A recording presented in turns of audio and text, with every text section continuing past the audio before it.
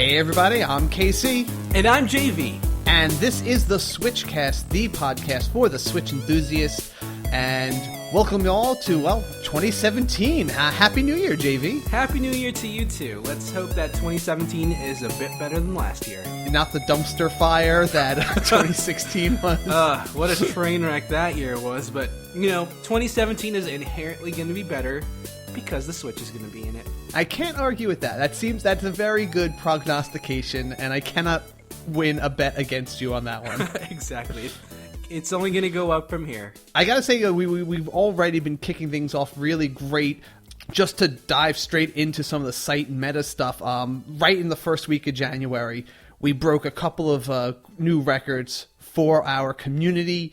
We already have over 2,000 followers on Twitter, which was a really awesome deal. Yeah, that seems insane to me. We've never gotten that much traction on Twitter before. No, never like that. And we just hit exactly 300 members in our Facebook group just the other night. And geez, some of those people are just like on recruitment rampages. Like, we'll get a couple here and there, but then one day, like 25 people just showed up. I definitely want to give a shout out to Shell Shock Prime. He's a really big recruiter for us, it seems. So thank you, and thanks to all you guys who joined because of him. Yes.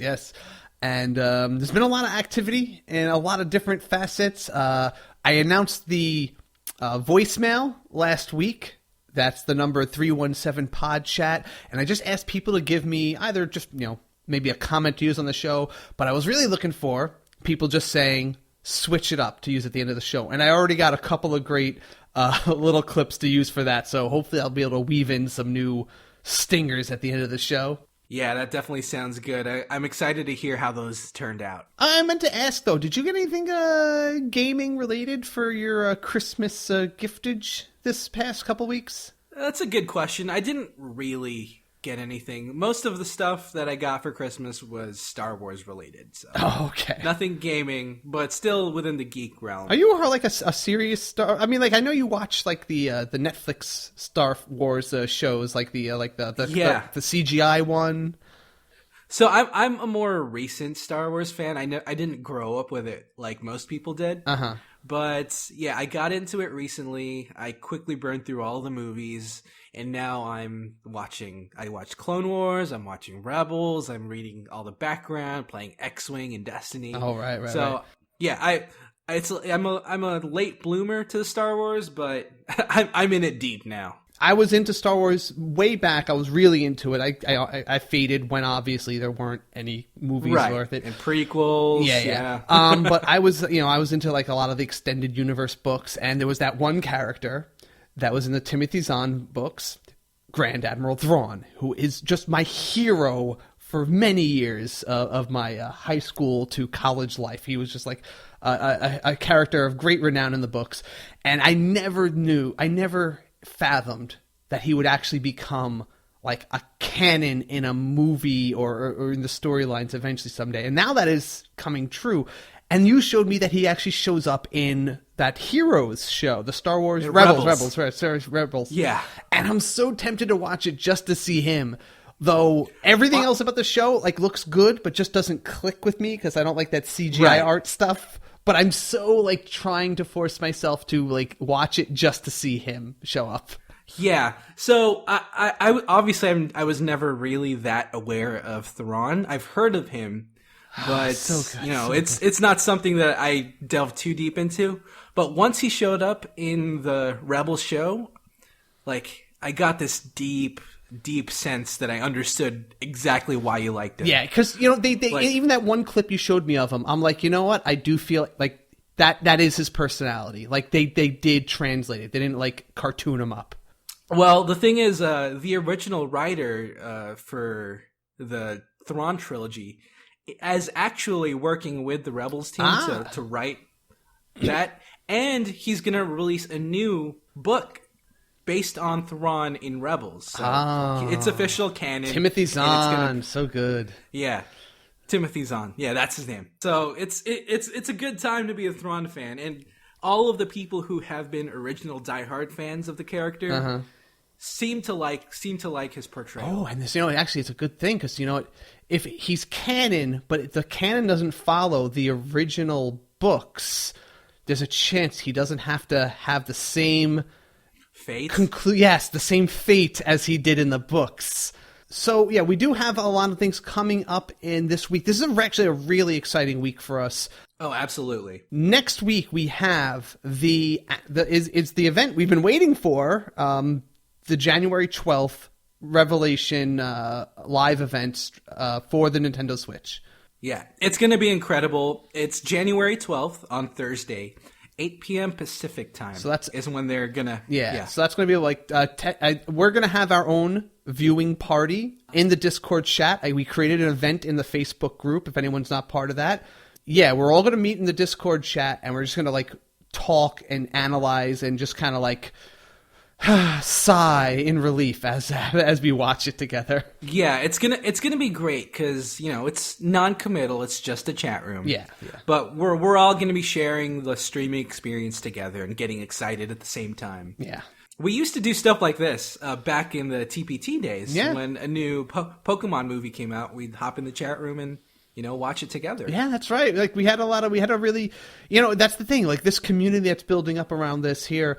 It really does feel like that second coming, like that real kind of bond, and the people who just like to hang out and, we recognize the names. People are kind of meeting each other now, and it really is a fun little group. I can't frequent everything. I noticed I miss some of the things on the Facebook group, but I spend most of my time, I'm always in the Discord, and then if I post stuff, Twitter's the first place I think to post it. And then if I remember, I put it on the Facebook. So I don't mean to flat leave anyone on the Facebook who expects me to respond. It's just that I'm juggling a lot of things, and those are my priorities. Discord, Twitter, then Facebook. It's good coverage for you because my biggest priority and the thing I check the most is the Facebook. That's good, yeah. So that's where I, have most of my social media focus on, and of course, the Discord. I'm glad to see more people are posting stuff in the Facebook group, especially when I'm not like there, because I want people to feel comfortable posting there. And if they see something good that's worth sharing, it's fine. It's not my group, it's our group. So if you want to share stuff, and some of you have, go right ahead, or just start a conversation about something. We do have it set that one of the mods, which right now is just JV and I, have to approve it. It's just to make sure we don't spam like the same story by 5 people sending the same link, really, or anything too off topic. So, it might take us maybe a half hour to approve it. We are thinking of adding a couple of more mods or people who would be admins that can do that. We have a couple people in mind though, so maybe we'll promote a couple more people in the group to admin so they can approve stuff like that. Right, and that's something that we'll take care of down the line. Yeah. Another thing we have to take care of down the line is this week, we should probably be launching our Patreon, I think. Right, yeah. That's definitely something that we've been looking into. And considering the new event coming up soon, our coverage for the Switch is going to skyrocket. Yes. So we'll definitely have to put up a Patreon as soon as possible to get the ball rolling soon. Yeah, so, and it's funny, everyone's just asking us, like, how do we support the show? And I'm so just flabbergasted. I'm using that word, flabbergasted, that you guys are asking us, do you have a Patreon? How do I support you? And that's just, I don't know. I was not expecting that at all. I was expecting, like, how am I going to convince people that we're worth supporting? And you guys are asking us how. And so, yeah, I gotta do all this for you. Thank you so much, everyone. It's incredibly heartwarming and, life affirming in a way. Yeah, it really is. So to have you guys be so supportive of our effort here, so thank you so much. They've been telling us that we're doing a lot of good, so we got to keep it up. But one of the things to keep us up and kind of to meet both of our needs here, I mentioned last week that we are willing to take suggestions or submissions for segments on the show. So I just want to remind everyone, because I get a lot of requests, people who want to be on the show or want to discuss certain topics, and maybe it's pretty early and you don't have an idea yet, but I just want to remind you, you can always email me, KC@SwitchCast, if you have an idea for a segment I'm willing to review, and if you even want to record maybe a short 5-minute sample of what kind of segment you would do for the show, whether, whatever ideas you have, go ahead and send it over. And if I like it, not only would I possibly include it, I would be interested in, including you as a regular bit in future episodes of the SwitchCast. Yep, that sounds good. It's really nice to hear other voices right. within the community as well, and we want to feature you guys. Yes. And speaking of you guys and featuring, we segue. Yes, we have to announce some new contest winners. No one got back to me, actually. I gave them a week. No one got back to me about where to send it, so I'm picking a new winner for that. And then I'm going to announce the winner for the PAX tickets. So the new gift card winner, and it's another Twitter winner, and I rolled another die to see who would do this. This one goes to @Dr. Meow Blah. So if you're listening, Dr. Meow Blah, you can Dr. Meow. Yes, just send me over your address that you'd like me to send the gift card to. That's find me on Twitter @the SwitchCast, or you can email me again, Casey@theswitchcast.com. And for the winner of the ticket to PAX South, and this one's very urgent, so definitely contact me ASAP so I can get this out to you. This is original P. There weren't a ton of people who applied for this one. I mean, I had like 5 or 6 unique applicants for this one because it is going to be in the San Antonio area. So I hope you get back to me @original P as soon as you hear this, because I want to send this out to you. I'll probably even send you a little nudge on Twitter just to let you know, and hey, let's send you that ticket and get you out to PAX South, and you might be able to even run into JV. Yeah, I'll be there. We might be able to hang out at some point. Right. So that sounds very cool. All right. Want to dive right into the news that everyone's waiting for? Yeah, let's do it. Let's go. All right.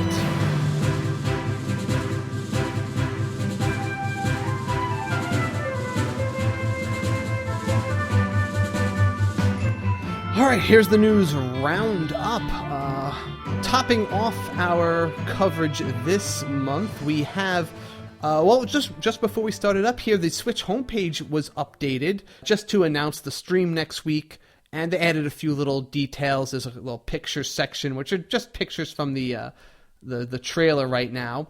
But they also announced on there that the day after the January 12th event, there's going to be a Treehouse Live, and that's going to show off all the games, and it's going to focus on the games aspect of what's coming out for the Switch. Now, I have to say, I absolutely love how Nintendo handles the Treehouse games. Uh-huh.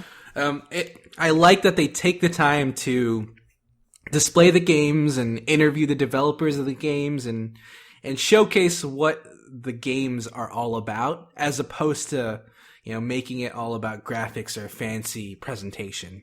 So I'm very excited to see what is in store for that Treehouse section. Yeah, very interesting that they're splitting it up like this. So we're going to have, I guess, the January 12th event is going to be solely on the console and what it can do, and obviously they'll have some games to demo to try out, but it's really going to be about just learning how the console itself works.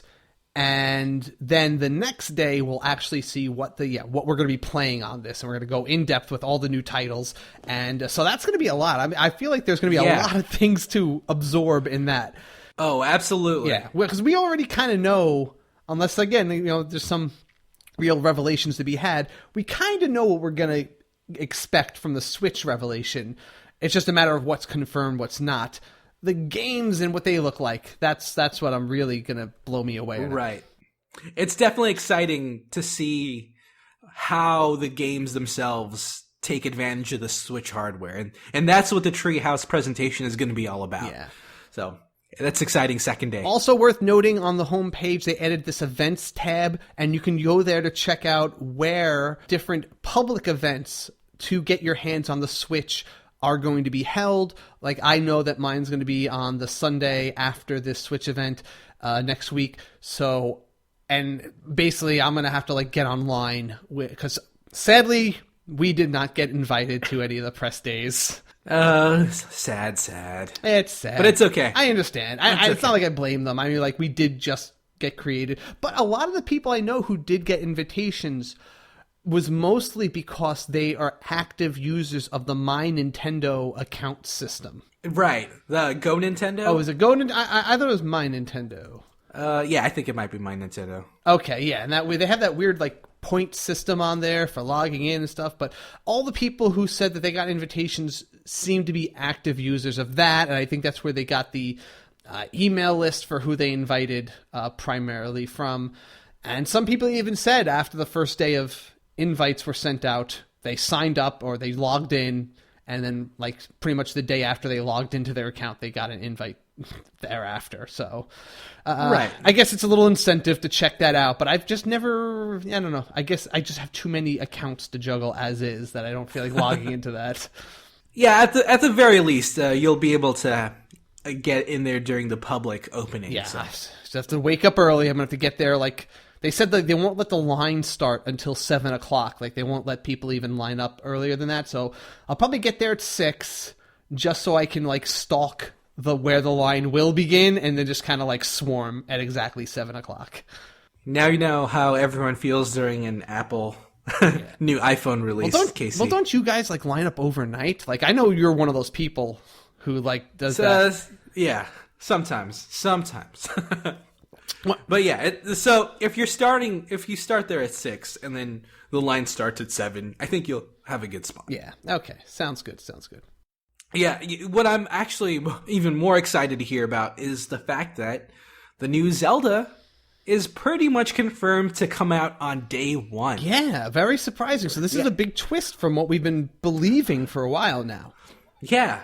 There had been whispers of, Breath of the Wild not coming out during launch day, but so far, all of our most reliable sources are saying that Zelda's going to be a launch title. So yeah, which is great. Yeah, it's a really big deal. I mean, it's bad news for games like Skyrim, which I was going to buy to fill the gap, but now I probably don't feel like I'll need both of those games. But this came after, especially because like Laura K. Buzz was one of the big ones that was talking about the delay in the game, and that her sources were saying that it wasn't going to be localized in time. But that, she's based in the UK, and it might be that Europe will still be like the one delayed location in the worldwide release of it. That's still possible because her source was still saying, no, it's going to be delayed, whereas other people's sources in other continents were saying otherwise. So that might still be a thing. So if you're in the UK, you might not be out of the woods yet. So let's just hope that it is going to be a global release for Zelda day 1 and not everywhere but where you live. Yeah, and regional delays are a thing that happen relatively frequently, so it's not infeasible that something like that is occurring right now. Yeah. Also related with the Laura Dale leaks, she did it. I feel like everyone right now, since the events this week coming up and everything's going to be revealed, they've got to get every leak they can in now while it's still a leak and not just, common knowledge. Confirmed on, yeah. Right, exactly. So we had a whole bunch. She showed up on a YouTuber's channel and just kind of did an Ask Me Anything thing, and they just dropped a whole bunch of stuff. Some that we didn't know, some that we probably knew. I think some of the biggest ones that they mentioned that I think was really good, that they're dropping the friend code system. Right. And I believe they were talking about DNA working with Nintendo on their networking platform, which kind of points to a more unified accounting and networking system. Right. Which is something that Nintendo needs for to catch up with everyone else. Yeah, right. I think they also mentioned that there may be a voice chat option, which would probably tie into that. So if there is voice chat, built into the system, that would probably go hand in hand with such a actual friends list system, more akin to every other console other than the Nintendo ones. Now, one of the things they talked about, and actually a couple people asked me, and a couple people were very curious to hear what we think about the, particularly Jeff Kappenberg. He wrote us and asked us what we think about the battery life and what we'd find acceptable. And in this set of reveals, they pointed that we should expect about a 3-hour battery life coming from the system when it's not docked. What do you think is an acceptable amount to have? Like, how much do you think this needs to have as a portable? That's always really a really tricky question, because everyone's battery needs are going to be different. 3 hours sounds relatively reasonable to someone like me who won't be commuting quite as much and won't be moving around for such an extended period of time. Now, for someone like you who has like an hour or a 2 hour commute each day, maybe 3 hours would still work out. It really depends. For me, that's a fine number. And that's also with everything set at maximum. And everyone knows, like, if you're, you expect to be longer, like on your 3DS, you can lower the brightness. That'll probably buy you. You can turn off the Wi-Fi. You can change all the settings to minimize battery usage. Right. 3 hours is plenty, because I do have about, a 90 minutes on the commute every day where I'll be playing it. So, and I could charge it at work. So that's not really a problem. I think the only time I think 3 hours is pretty much the minimum, because the other times I might use it occasionally when I go fly in an airplane, I might need a little more time for that, or if I'm at a convention and I really don't have a chance to charge it throughout the day, I'll probably want a few more. Right. But I think 3 is the minimum that's acceptable. I would like more, but I think I'm not going to complain about 3 hours. Personally, I feel like 3 hours is okay for right now. The fact that the charging port is USB based as opposed to, an AC based, will improve your ability to extend the battery life of this thing. If you're expecting to game for longer than 3 hours, it wouldn't be that hard to get a portable battery and charge your Switch with it while you're on the go. Yeah, I mean, everyone I know who has their problem with their phone dying, they buy a little external battery. Maybe you never use it 90% of the time, but then it's just in your backpack when you need it, if you happen to be playing it more for some particular day. All right. As of this point, we are pretty sure that the battery isn't interchangeable, so that external battery is the only option you have right now. But it doesn't sound infeasible to me. I think it's a fine solution. I don't know why everyone, everyone was freaking out when they made that announcement, or someone, leaked that it's not a replaceable battery on the Switch. Was anyone expecting it to be a replaceable battery? I mean, does anything do that these days? Well, some Android devices are. Yeah, but some Android tablets are, but not all of them. And, iPhones don't have a easily replaceable battery. I feel like it's not really a big deal that the battery is replaceable itself. As long as you're able to purchase external batteries for a relatively cheap price, that seems like an adequate solution to me. Yeah, okay. And just kind of, I think we talked about these before last time. The charging, the ports will be sold separately a little bit down the line, maybe 6 months later, and they'll be relatively cheap to buy. And we won't be able to buy the Pro Controller bundled. You'll probably have to buy that separately. Right. That's pretty standard for the Wii and the Wii U, so that's something that's to be expected. Yeah. Okay, those are all the things from that set of leaks there. What else do we have here? The patents. Someone dug up a bunch of the patent information for the Switch, and it kind of has some interesting little technical details. A lot of it, there's a lot of stuff in a patent, so it doesn't really make sense if you just look at it. You really need to have someone technical analyze it, and there's a couple of good videos on that. So I might even link to some of my favorite videos that pick out the choice bits of info. Right, and I definitely want to make note that even if Nintendo has these patents locked down, it does not necessarily mean that they're going to produce with the features being patented. Yeah, correct. So this does not guarantee that it will be on the Switch, but it does guarantee that it's a possibility. Right, yeah. So, yeah, because honestly, I could patent anything. I can invent a little remote control car at home, my own little design. Doesn't mean I have to make it. And exactly. So some of the things that we saw that were interesting, it mentioned the touchscreen and accelerometer functionality in the tablet. So there'll probably be some little motion understanding. I thought was interesting was the record button. Yeah. You have a PS4, don't you? Right. I do have a PS4, and it does have a built-in record feature. Mm-hmm. I don't personally use it too much, but it's convenient to have. Right.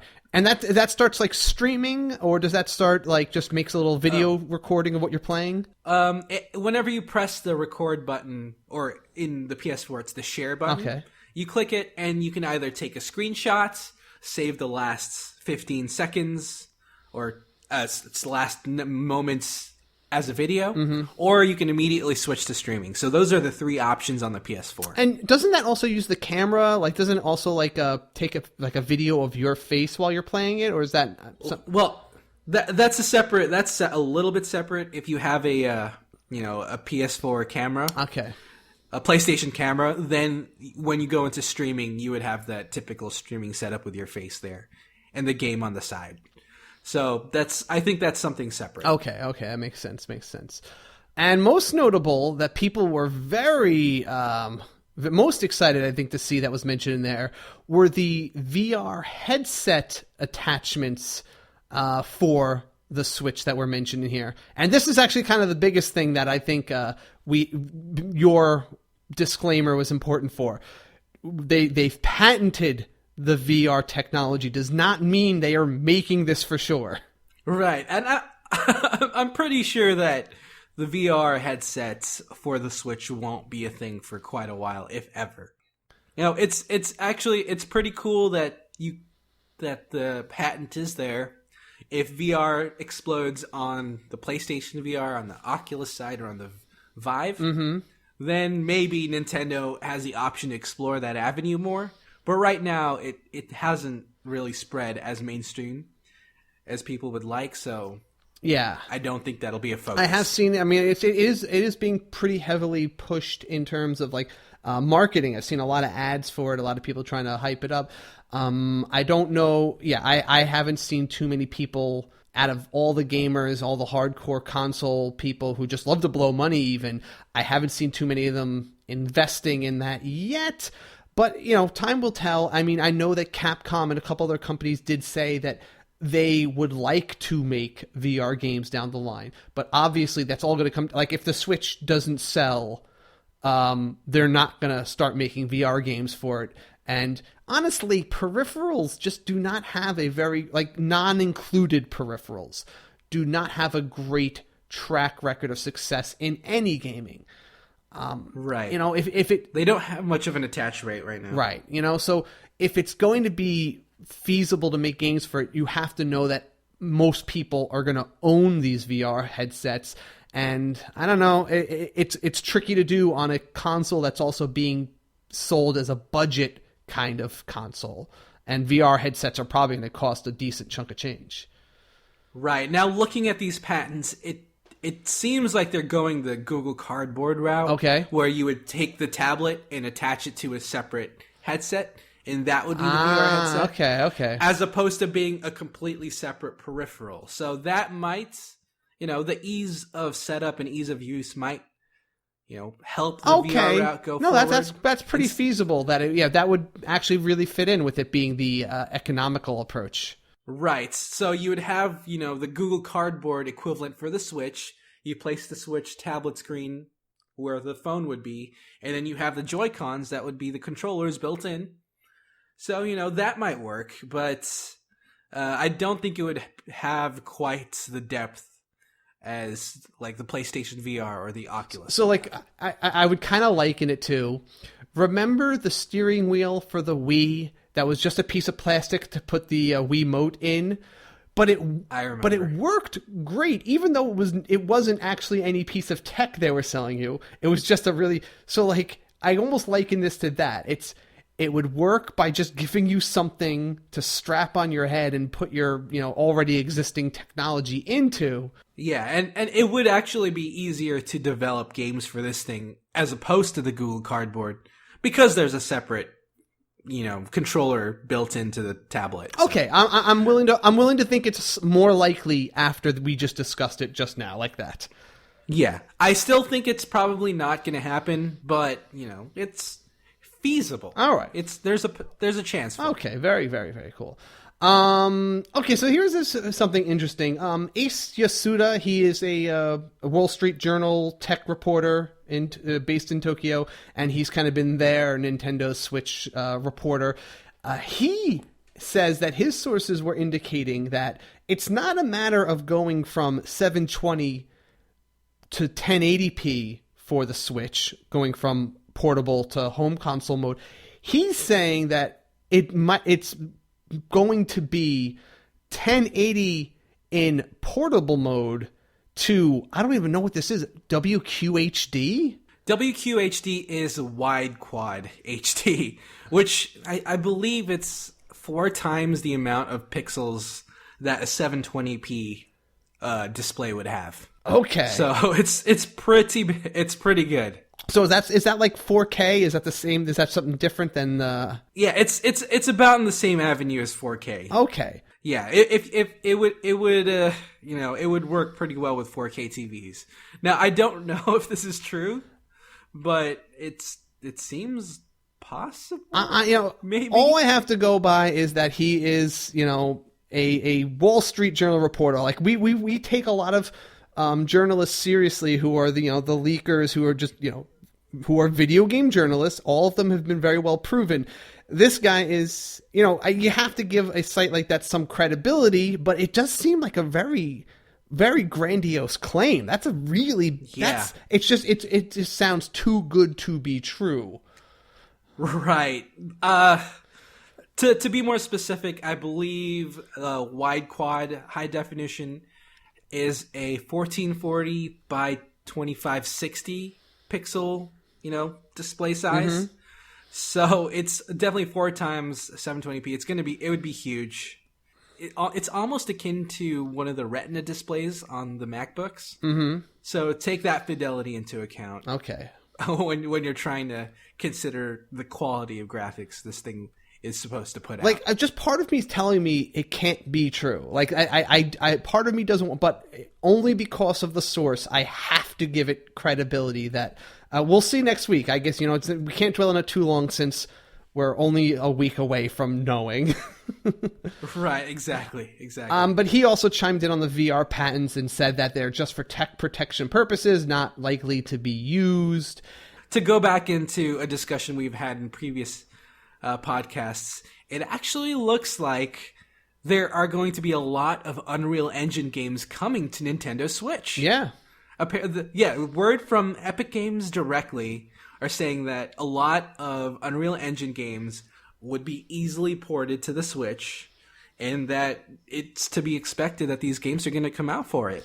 And that seems to be what people are just talking about so much right now. All the arguments seem to be over whether it's going to be easy or it's going to be hard, but it feels like most of the people who are actually currently involved, there were a couple of stories about people who were ex-employees of this or that company.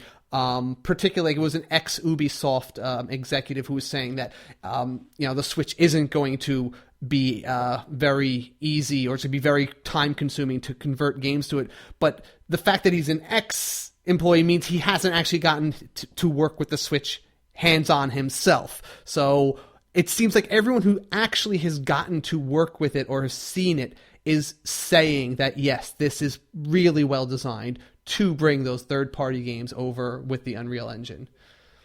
Right. And, I've brought this up in episodes in the past. This is what got me most excited. The fact that Unreal Engine is being supported by the Switch means that it would be so easy to port those huge games from other consoles into the Switch itself. So It looks like people are corroborating that idea. And I'm so glad that this is finally being supported on a Nintendo platform. This is really going to open up third-party developments to come over to the Nintendo side of things. Yeah, and one company in particular that means a lot to me, specifically NIS. I'm never sure it's NIS or NIS. All I know is... Well, it's Nippon Ichi software. That's right. Yeah, Nippon Ichi software. Okay, so I'll just call them Nippon Ichi. They have basically pledged their support for the Switch, and they said they're actively developing games for it. And these are the guys, if you listen to the last podcast, the Pocket Players, they are the people who make all the strategy RPGs that I eat up, the very anime-ish but very experimental kind of tactics game. What's the one I'm thinking of? The Disgaea series for one.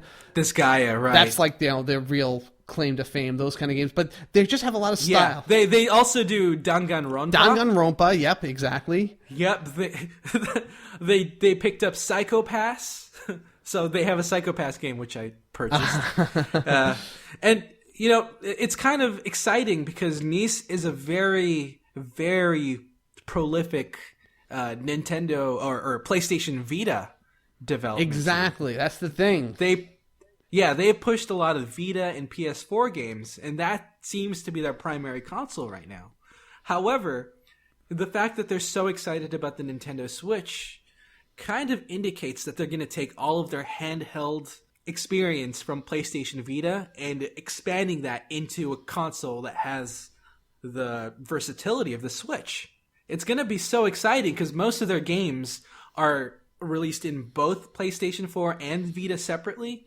And now, a lot of their games are just going to be 2 for 1. Yeah, and that was the thing. I always would I would always preach the how much I love those games, but I always felt I always had to lament the fact that it's on the Vita, so not many people would get to play some of these Vita games that were only Danganronpa. I mean, it came out on Steam now, but when it was only on Vita, it was oh, I want everyone to try this. This is such a cool experimental, serious, cool game.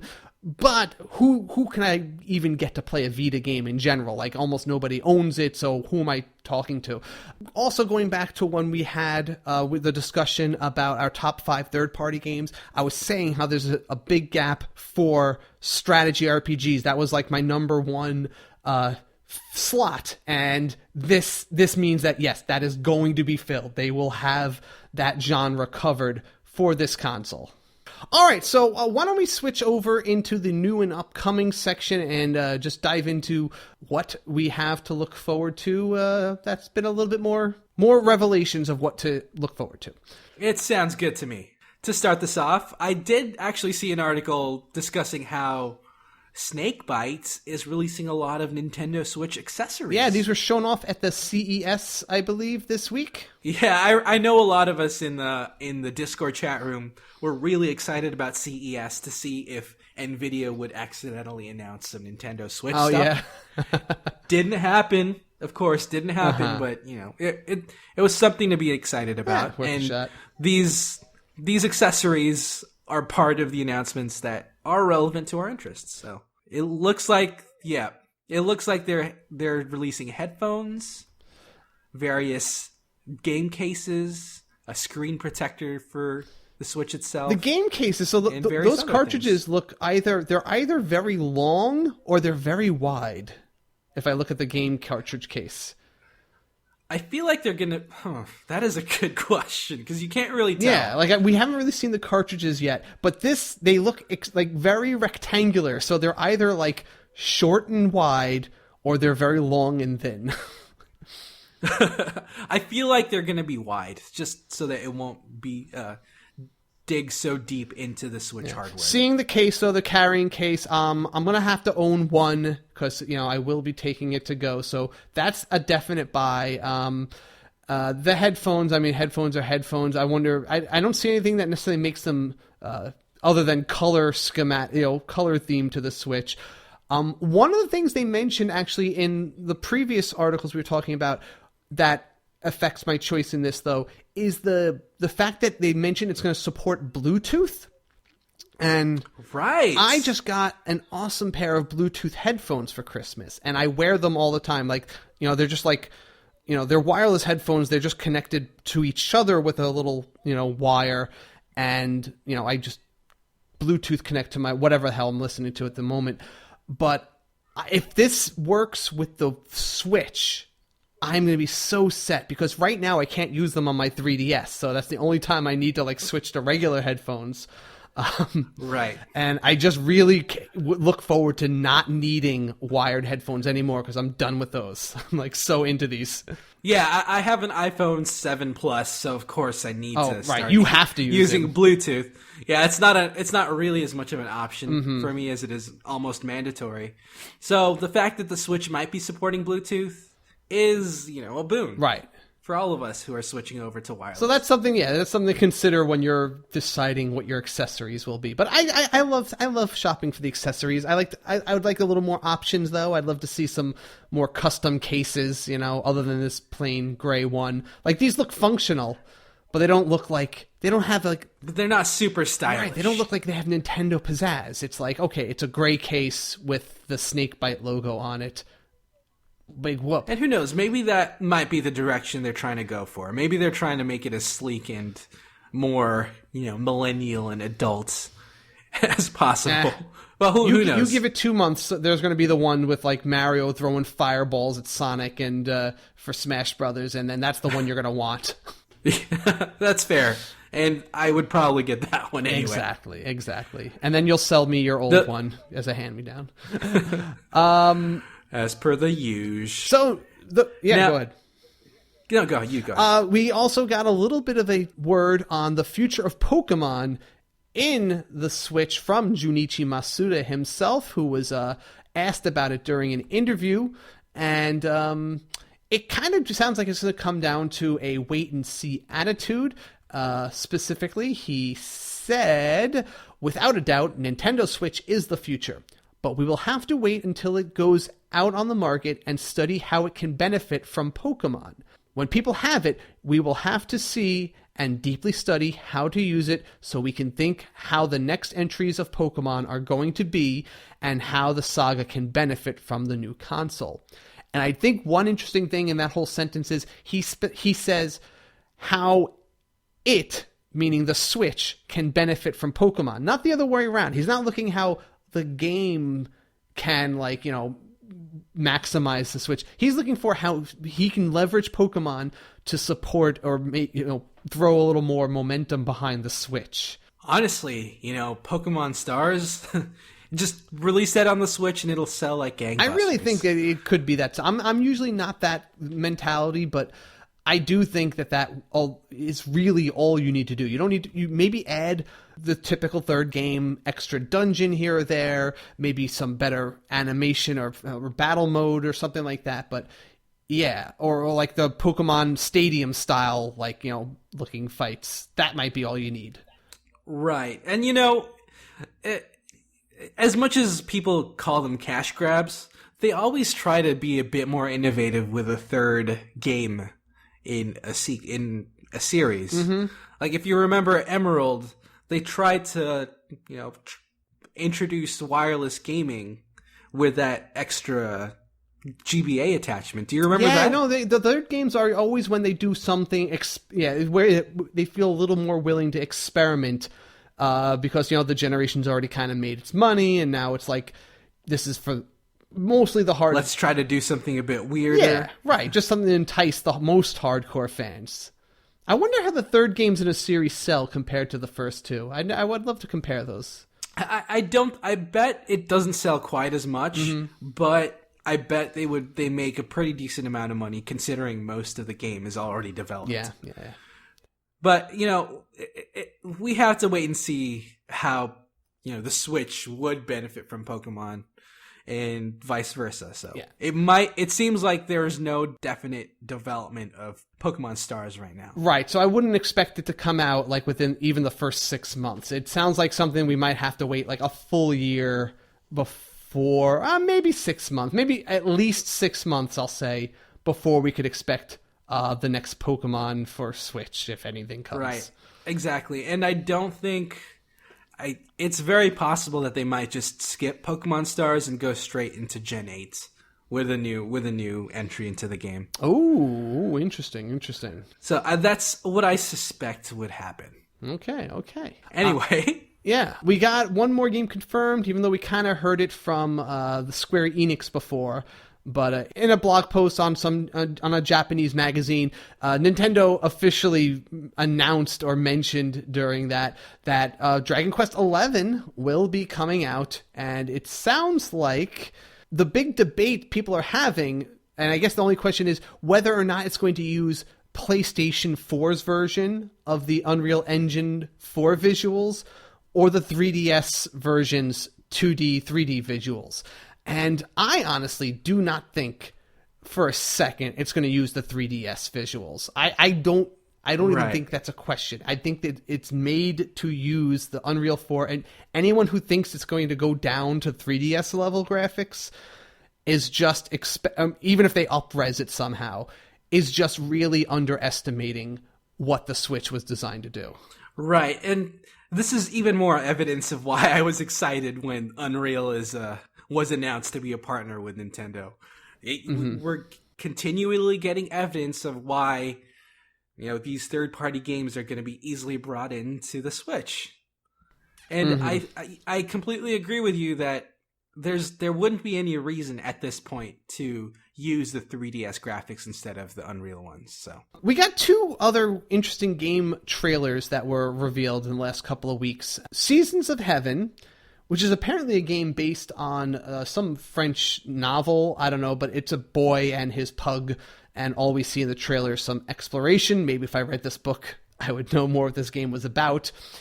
And this is made by an indie company, but there was an interesting thing that happened when they released this teaser trailer, which I'll link to both of these trailers on the show notes.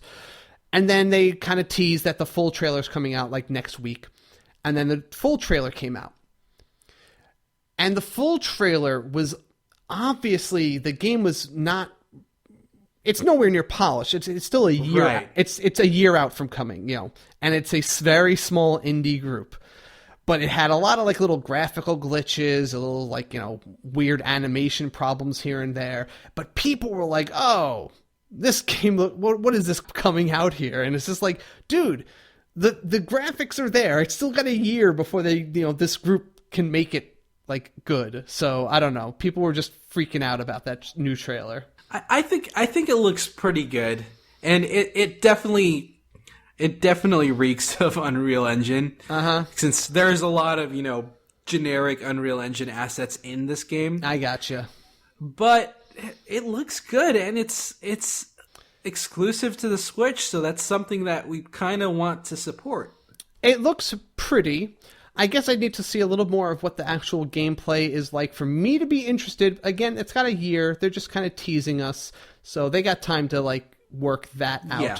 What did interest me a bit was the next game we saw was Rime, R-I-M-E. Rime, right. Have you heard about this before? Gorgeous. Okay, you've seen some of this before then. No, I saw the trailer. It really got me excited, and it actually reminded me of Journey. You remember Journey on the PlayStation? Oh yeah, that I was trying to think when I was watching it and I saw like that character with the red cloak. I was like, this reminds me of something. It reminds me of some game, but I can't put my finger on it. My brain said it reminds me of a mix of Wind Waker and Shadow of the Colossus. Oh, that's a good way to put it too. Or maybe Ico. I think it's Ico. For me, it reminds me of Ico and Journey mixed. Journey, that's probably a bit more accurate explanation of the graphics. The way everything looks with its, graphical style pulling from Journey a little bit. Yeah. And then the gameplay seeming like Eco. Yeah, it kind of seems like a lot of these games have that kind of Zelda vibe to them. This is a little more fantastic, cartoonish, I don't want to say cartoonish, but more animated life look than Seasons of Heaven. But it looks like a game where you're going to be exploring, solving, environment puzzles and a little bit of adventure. More monsters seem to be jumping around in this one too. Right. And it's a gorgeous trailer, and we'll see how it turns out when the Switch actually is released. Yeah, I would like to see this as be one of the games that we get to see more of in the January 13th Treehouse, actually, if that's possible. And I'm just excited to hear so much indie support for the Switch. Yeah, it came very surprising to me. I did not expect to see this many indie titles of actual like note and passion. Substance. Substance. Like, not just like, oh, here's just a quick little, like, what looks like will probably be a $5 mini game compilation or something. These are like real legit deep games. Yeah, it's not a throwaway shmup or a throwaway side scroller platforming game. It looks legit. It looks like there's a lot of care taken to these games, and we'll see when everything is released. I think you should cover the last news that I can't do it, Casey. I can't say it. My dreams have been crushed too much. So okay, fine, I'll say it. So apparently the Mass Effect producer said that there aren't any plans to bring Mass Effect Andromeda to the Switch. Yeah. Sad cue, sad violin. Yeah, it was another one of the things they brought up in the Laura Dale discussion AMA, and it just kind of sounded like she said when asked about Mass Effect Andromeda, they brought up the point that Mass Effect 3 sold so horrendously on Wii U, and that there's just no plans. Like it kind of like burned them that the Wii U version of Mass Effect 3 just really kind of scared them off. Though that makes me sad, but it should have been expected that the Mass Effect 3 on the Wii U wouldn't sell that well, because it released around the time that the Mass Effect trilogy was being released in the other consoles, and people didn't want to buy just Mass Effect 3 when you can buy all three of them for the same price. Yeah. So it was a little bit doomed to fail. But on the silver lining, if it is a sales decision, it's not like a technical problem. It's not a vision or any kind of like business problem. It's a sales problem. If the Switch sells phenomenally well, it says to me that they would consider doing this in the future if they're like, oh, well, the market's there. This isn't the Wii U again. We're more willing to put our necks on the line for a game on a system that sold, millions and millions of units. Right. I know there was a quote from Michael Gamble, which is a Mass Effect producer. He said that if the Switch launches and everyone's just yammering for Mass Effect, who knows? Yeah. We never want to close doors like that. Right, yeah. I think that's totally it. As long as it's not, there's a technical problem. Like, oh no, the Unreal Engine 4 will not allow us to convert it to Switch. Then you'd be in a bad position. Yes. To be completely honest, I wasn't really expecting Mass Effect Andromeda to make it to the Switch. Just because Andromeda has 4K support, so the graphics are going to be intensive. But to hear it so finalized is disheartening, to say the least. Hey, if that Ace Yasuda report has any merit, 4K could very well be within the Switch possibilities, at least on home. We'll see. We'll see. I'll see. Well, here's the thing. This is going to be interesting because we're relatively new to following a lot of these reporters. I haven't really had, when we both were doing that podcast on mobile games and 3DS and iPhone stuff, we didn't really follow this pool of reporters. And so we haven't had a chance really to build our own opinions on who's credible in what senses. This is kind of going to be the day of reckoning for us and for them, where we're going to now finally compare how accurate was Emily Rogers, Laura Dale, Ace Yasuda. We're going to see who had the information and who, was pretty much 50-50 on some of these things. Right. And they'll definitely inform our, decision to follow specific people in the future. So yeah, no, it really will be. So join us, viewers, and I'm not saying as a cop out. I am passing this information on to you, so you are fully allowed to hold us accountable for what we've shared with you. And if you feel that we have misrepresented or misled you in any way, let us know and email me and complain. I will happily take criticism in order to improve our show in the future. Yeah, that's what we're all about. We definitely want to improve regardless. So speaking of feedback, why don't we dive into the community pulse? Let's do it.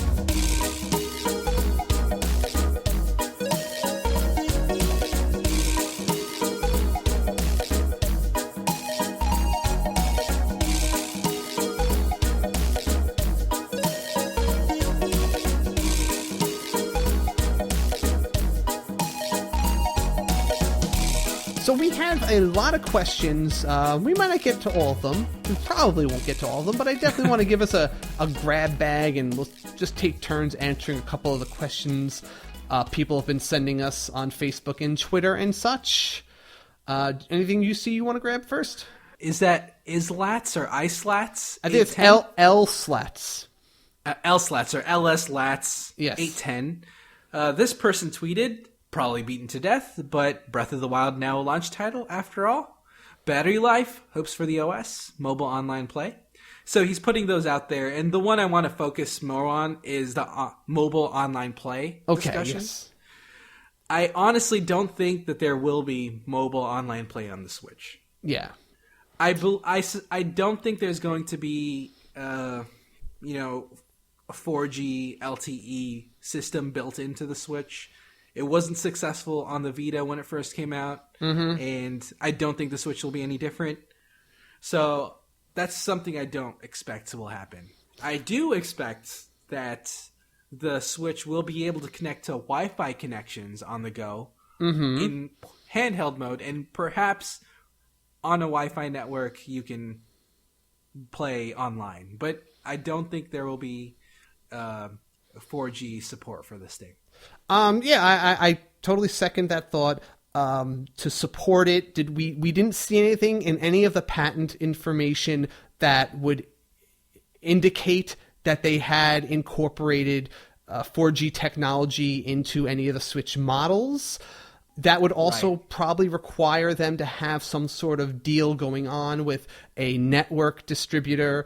And even if it did have 4G, that would mean, we'd have to have two SKUs, right? They'd probably sell a 4G version and one without if they're going to sell it at a decent price. And no one has reported anything about two versions of it or two different price points. Just no evidence to lead to that. And a lot of people seem to want it.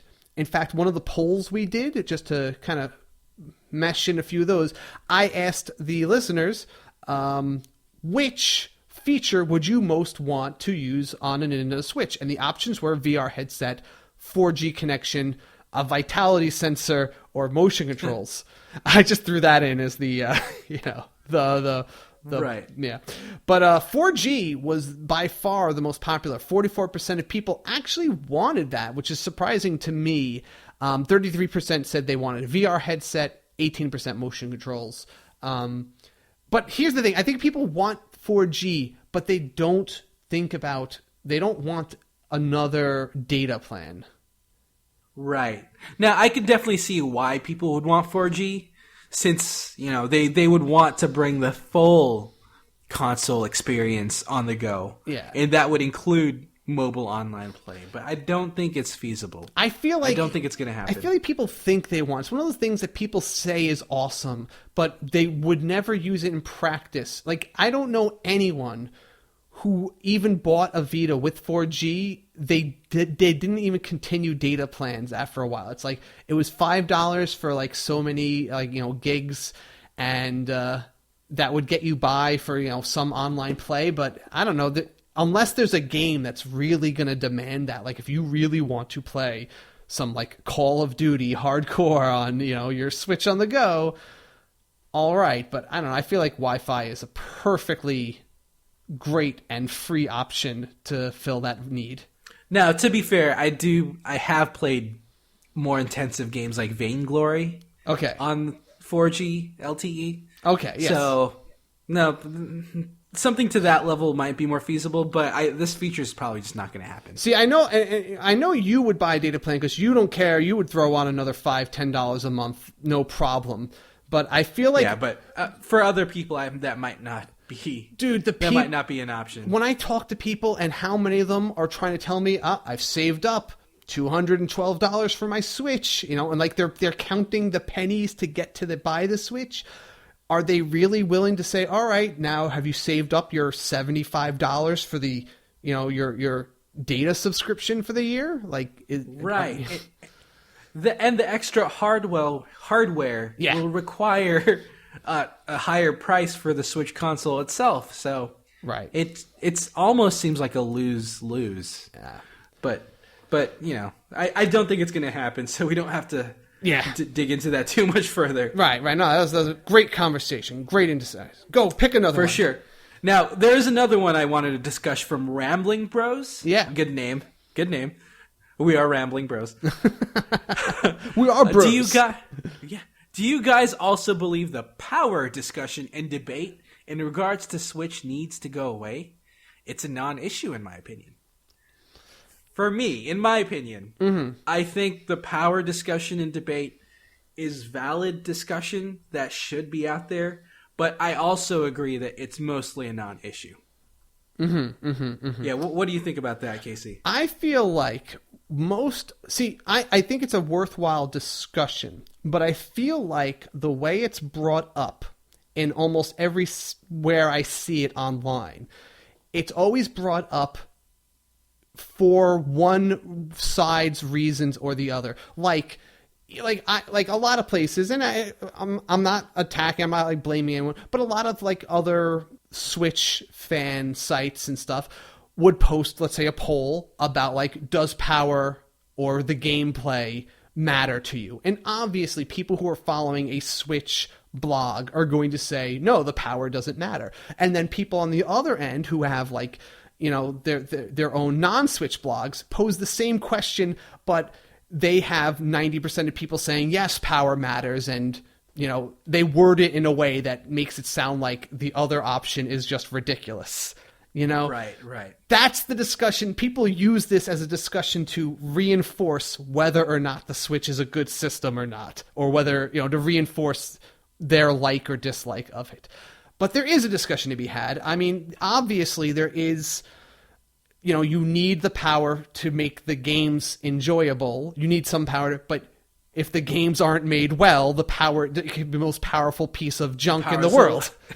The power is irrelevant if the game itself is not any good. Right. I don't need power Tetris. I could have a 1080p Tetris. It's not going to mean that much to me. I could play that on my Game Boy just fine. And Nintendo consoles have never been about them being the most powerful console out there. It's always been about being fun and having enjoyable experiences. So right. I don't think having less power than a PS4 will automatically make it a terrible console compared to the others. I definitely believe that content is king, and it's the games that define whether the Switch will be worthwhile or not. Here's the analogy, because just before we were on here, I was talking to someone who here's an analogy for you and for one of our Twitter followers who know what it is. I'm going to make an Advance Wars analogy. Ooh. Okay, there are the big, expensive ultra tanks you could buy. They are the most powerful units in the game. But you know what? Sometimes you need a light tank. You know why? Because sometimes you need to have two tanks in two separate spots instead of one big tank that could make one mistake and just die somewhere, right? There's sometimes you need the right amount of power for the job. And Nintendo's job isn't to make a console that's more powerful than the guys that... And we've talked about this 100 times. Xbox and PlayStation 4 own a certain battlefield. To walk into there with a new force would just mean you're going to get pounded.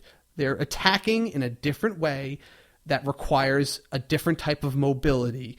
And that mobility requires less sheer power and more speed and maneuverability in a literal sense. More finesse. Yeah, exactly. That's what they're doing. They need finesse. It is a tougher strategy, but it is the strategy that is available and that they're taking on. Yeah, essentially they're competing in a separate avenue so that they can coexist with those more powerful consoles. Right. I suspect that they don't expect people to completely ditch their PS4s, Xboxes, or PCs. The Switch seems like a supplemental console to all those experiences. I do want to, that you brought that up. I think that brings up another one of the polls that we took. I asked the listeners how many of them plan to play other consoles after they buy a Switch. Now, here's the thing, though. Keep in mind, this is a poll that was shared with people on a SwitchCast, social media. So obviously they're a little skewed, but 60% of the people who responded said that Switch is all they need. Like, that is going to be the only console that they want. I did leave out PC on this. I considered that a home console for the purposes of this, since I was only able to put 4 options. But 20% said that they'll have other home consoles, and a close 18% said that they're going to have other portables. And right. So, all right. Anyway, so about 60% of people are going to solo play this, which I thought was kind of surprising. If there is a Nintendo console that would be soloable, this would be the one. This would be the one. There's so much third-party, support on an engine standpoint that, if anything, this is the one to do it. Yeah. I'm going to take on a question. I feel like I should pick one of Joe C's questions just because. Joe C. So Joe C asks us, any new thoughts on whether or not this spells doom for the 3DS? We haven't heard any new handheld news in a while. I don't think this is going to spell doom for the 3DS. I think the 3DS has its type of games that it has a level of portability. It has a culture around it that I don't think is going to immediately be just enveloped by the Switch. Maybe in a year, I guess it does. It could spell doom for the Switch, for the 3DS in like a year or so. But I think it's just so prevalent and so many people already own it that there's a lot of people who may not be able to afford even the Switch at its affordable price, that this is their console of choice just because it is so affordable and that the games themselves are so cheap and easy to get, especially the used ones. I mean, I think that used market of 3DS games will keep the 3DS a vibrant system for at least 2 more years, even if they just stop making it today. Right. The 3DS has such a huge backlog of great games, and has a huge cultural following. There's a lot of meetups for Street Pass events. There's a lot of already great social games on the 3DS. So I don't think it's immediately going to go away, but I do think that with the Switch coming in, the 3DS will be phased out over a year or two. One thing, they can't phase it out until Pokemon comes out for the Switch. And if that... Right, yeah, there's always going to be a community for Pokemon, and that's not going to go away. That alone literally could keep it on life support for a decade if there's no other system that has a viable Pokemon option like that. So maybe then, and when we hear that the next generation will only be on Switch, then we can say, all right, maybe the 3DS's days are numbered. But right now, I see, there's plenty to keep it going. That's actually a interesting thought as well. Maybe one of the things holding back a new Pokemon game is the fact that they want to set up a new Pokebank for Switch. That's true. Oh, maybe maybe they'll actually let the Pokebank connect to it day one instead of making us wait 2 months before Pokebank is compatible with the newest Pokemon game. I know, right? But that's a separate discussion. That's a whole other podcast we should be doing right now. Oh my gosh, yes. I think that sounds about enough here. That sound like were there any other questions that you desperately wanted to answer? One last one. Okay. By @RunJumpStomp. Okay. What is your personal price ceiling? Good question. Yeah, I think that's a good one to end it on. All right, so what's a blank check worth to you, JV? I mean, I know you just price is not you are not the budget gamer of this show. No, I was about to say my personal price ceiling is about 500 probably. Yeah, right. But that isn't indicative of anyone else really. Right. I think a more reasonable price ceiling for me to expect from other people would be about $300-$350. Okay. Now, if I'm going to give two answers. One, since I'm doing this podcast, I have to have it, and I've invested in this show. So personally, my price ceiling would probably be like $600 because right. I have to do this show and I need a Switch. If I did not have this show and I was just a regular jaded consumer, very scrupulous about my money on this situation, I would probably. Which you are. Yeah, which I am in general. Honestly, I will. Yeah, I will always be the curmudgeon of that. Right, between us two, Casey's always, the more frugal one. Yeah, I am definitely the most I call myself a consumer advocate. I am the more consumer-minded economist of us. Yeah, and I'm always the, if you want what do it, you call those people? Spendthrift? First, not a spendthrift. Early adopters. Adopter, yeah. I'm always the early adopter. I'm always the one that has to buy the newest thing as soon as possible, right. Almost regardless of the price. So Right. I think if I wasn't doing the show, I would probably cap out at about $350. I feel like any more than that, like at $375, like once I'm approaching that $400 mark, I'd be like, nah, I don't need it that much. Or like that's a little bit too much of a chunk of change for me. So I think $350 would probably be my cap where I'd feel comfortable buying it. Right. If I was in the situation where I would want it to be low enough for everyone else to get into, $350 is about my cap too. Right. I'm hoping it's $250 to $300. Yeah, I think so too. We'll see. All right, well, that's everything here for we by next week we will have a mini episode up probably just to announce the Patreon and stuff. But guys, do not forget we will have that viewing party next, I believe that's Thursday night the 12th. Yep. The 12th, Thursday. Yeah, so just join the Facebook group to get links to the Discord, or there'll be links to the Discord in the show notes here, and just join us Thursday night. That's about 10:30 Eastern time, or 8 p.m. Pacific for the event. And, of course, guys, if you like this show, and a lot of you have told me you do, the best way to show your love and to help us right now is to go on iTunes and give us a review and help more people find the show that way. Of course, when the Patreon is announced next week, that's a whole other way to share your love, and we'll talk more about that when we make the post next week. But you could also follow us on Twitter at the SwitchCast. I'm constantly on there.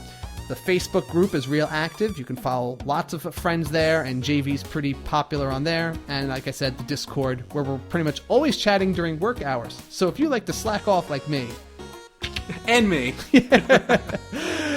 join us on there. Special thanks, of course, to Essa for the music, and email me, kc@theswitchcast.com. Until next time, everybody. Switch it up.